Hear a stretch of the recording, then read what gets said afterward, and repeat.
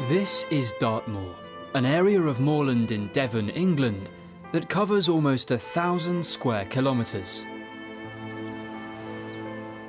This wild, wet and windy countryside is the setting for the famous Sherlock Holmes mystery, The Hound of the Baskervilles. In 1896, Arthur Conan Doyle, the man who created the fictional detective Sherlock Holmes, wanted to stop writing detective stories. He wrote a short story called The Final Problem, in which Sherlock appears to have fallen to his death at the Reichenbach Falls. However, Sherlock Holmes was so popular that the author received thousands of letters asking him to bring the character back. There were far too many letters to ignore. Conan Doyle needed a new Sherlock Holmes story. Then, in 1900, he met Bertram Fletcher Robinson. Robinson, who was working as a journalist at the time, told Doyle about an old legend from rural Devon. The myth was about a cursed family and a huge black dog that hunted and finally killed each member of the family.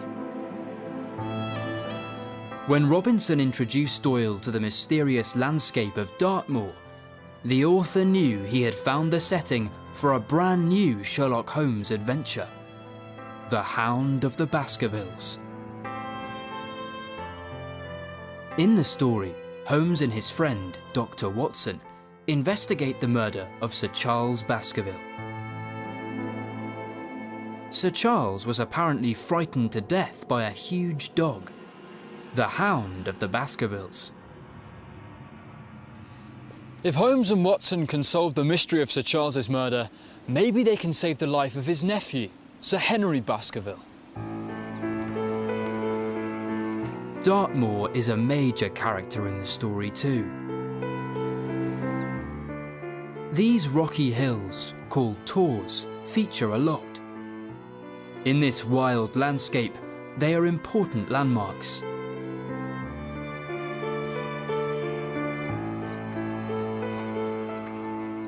And it's on a tour like this that Watson sees a thin, shadowy figure who he thinks is an escaped prisoner from the nearby Dartmoor prison. But it was actually his old friend, Sherlock Holmes. Bronze Age hut circles like this one, which is almost 3,500 years old, are all over the moor. There are 24 hut circles here, and they provide Holmes with the perfect hiding place, where he can watch without being seen. In the story, Holmes sends Watson to Baskerville Hall for two reasons: to investigate the death of Sir Charles and to protect Sir Henry. Sherlock travels too, but he goes alone and in secret. If he had gone with Watson, everybody would have known that the famous detective was on the case. Instead, he secretly watches Baskerville Hall from one of these stone huts.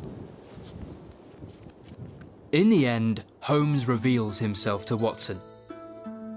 He claims that if he hadn't hidden, he wouldn't have solved the mystery.